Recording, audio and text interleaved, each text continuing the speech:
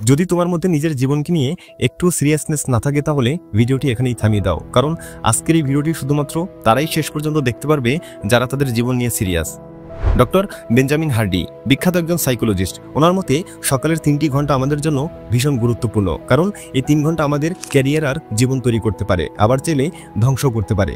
কারণ এই সময়টাতে আমাদের মস্তিষ্ক সবচেয়ে বেশি অ্যাক্টিভ থাকে, কোনো প্রকার ডিস্ট্রাকশন থাকে না। সে সময় মানুষের মাইন্ডে ক্রিয়েটিভ সব চিন্তা ভাবনা হাজির হয়।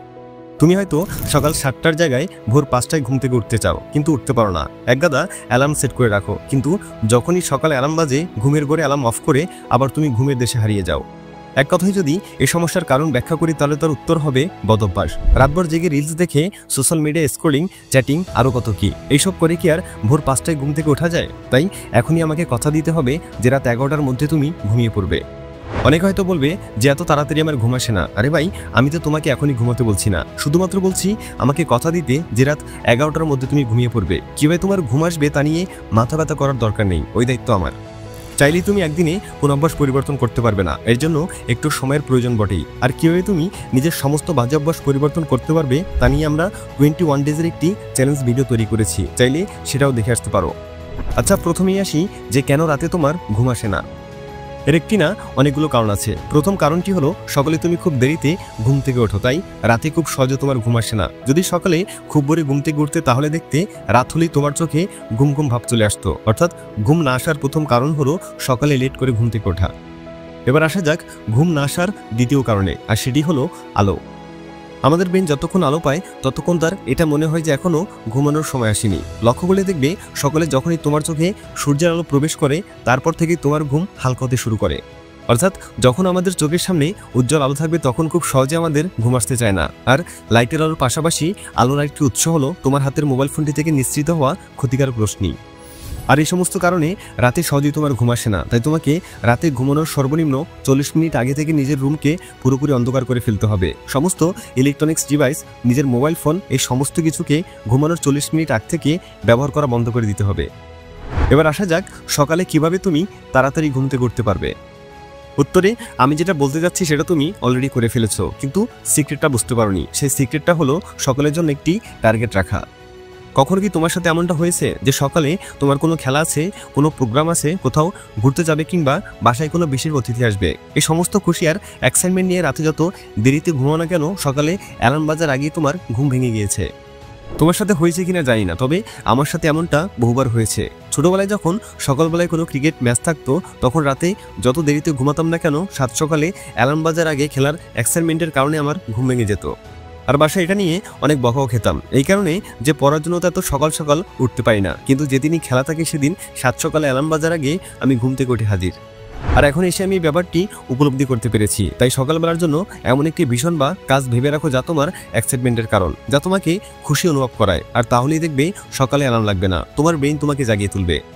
একদিন পারবে না, 2 দিন পারবে না, একদিন দেরিতে উঠবে, 2 দিন দেরিতে উঠবে। আর এভাবে চলতে চলতে একদিন দেখবে সঠিক সময় তুমি উঠে পড়েছো, অর্থাৎ তোমার অভ্যাস তুমি সাকসেসফুলি পরিবর্তন করতে পেরেছো। ঘুম থেকে তো উঠে পড়লে, এবার কি করবে? শুরুতে যেটা মাস্ট করতে হবে তা হলো সৃষ্টিকর্তার কাছে প্রার্থনা শেষ করে তার নিকট শুকরিয়া আদায় করে নেবে। তারপর নিজের কাছে নিজে একটা শপথ করবে।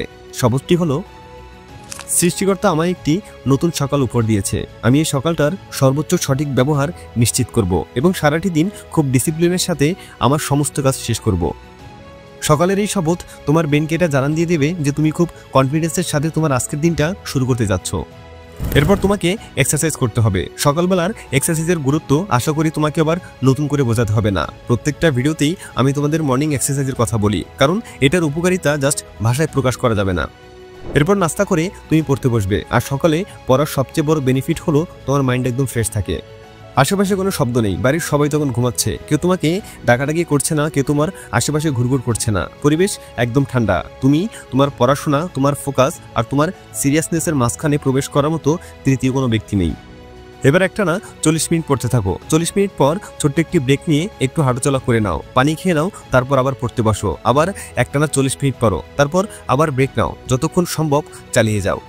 অনেক হয়তো ভাবছো যে আমি 40 মিনিটের কথা কেন বারবার বলছি। ওয়েল, যাদের মনে এই প্রশ্ন ঘুরপাক খাচ্ছে তারা হয়তো 40 মিনিট রুলস সম্পর্কে শুনুনি। এই ভিডিওটি দেখা শেষ করে আমাদের চ্যানেলে 40 মিনিট রুলস সম্পর্কে ভিডিও আছে, সেটা দেখে আসতে পারো। আমাদের জীবনের প্রতিটি দিন আমাদের হাতে একটি নতুন পাতা দেয়, যেখানে আমরা আমাদের স্বপ্নগুলো রচনা করতে পারি। আর সেই স্বপ্নগুলো বাস্তবায়নের প্রথম পদক্ষেপটি সকালবেলায় নিতে হয়। প্রতিটি সকালের শুরু আমাদের জন্য একটি নতুন সুযোগ তৈরি করে। তোমার লক্ষ্য কি বড় চাকরি পাওয়া, ভালো গ্রেড অর্জন করা, নাকি নিজের স্বপ্ন পূরণ করা? স্বপ্ন যাই হোক না কেন, সে স্বপ্নকে বাস্তবায়ন করতে হলে তোমাকে যা করতে হবে তা হলো নিজের সময়কে সঠিকভাবে ব্যবহার করা। সকালটা হলো সেই সময় যখন তুমি প্রতিযোগিতায় সবার থেকে এক ধাপ এগিয়ে থাকতে পারবে। তোমাকে এটা মাথায় রাখতে হবে যে সকাল মানেই নতুন সূচনা। আজ সেই দিন যেদিন তুমি নিজেকে বদলে ফেলতে শুরু করেছো। তাই ঘুম থেকে ওঠো, বই খোলো আর নিজেকে এগিয়ে নিয়ে যাও। এখনই সময় এসেছে নিজেকে বদলে ফেলার। এখনই সময় এসেছে নগর বাস্তবের কথাগুলো নিজের জীবনে বাস্তবায়ন করার। এখনই সময় এসেছে লাইফটাকে গুছিয়ে ফেলার। এখনই সময় এসেছে কিছু অ্যাচিভ করার। আর আমি জানি তুমি সেটা করতে পারবে, কারণ তোমার উপর আমার সম্পূর্ণ বিশ্বাস আছে। আর যারা শুরু থেকেই এই ভিডিওটি দেখে এসেছো তাদেরকে অভিনন্দন, কারণ যারা মাঝপথে ভিডিওটি স্কিপ করে গেছে তারা তোমার থেকে এখনই একদম পিছিয়ে পড়েছে। তাই ভিডিওতে বলা কথাগুলো মেনে চলে বাকি সবার থেকে আরও এক ধাপ এগিয়ে যাও। নগর বাস্তবের পক্ষ থেকে তোমাকে অনেক অনেক শুভকামনা জানিয়ে আজ বিদায় নিচ্ছি। দেখা হচ্ছে পরবর্তী ভিডিওতে। ততক্ষণ পর্যন্ত সাবস্ক্রাইব করে নগর বাস্তবের সাথেই থাকো। Thanks for watching.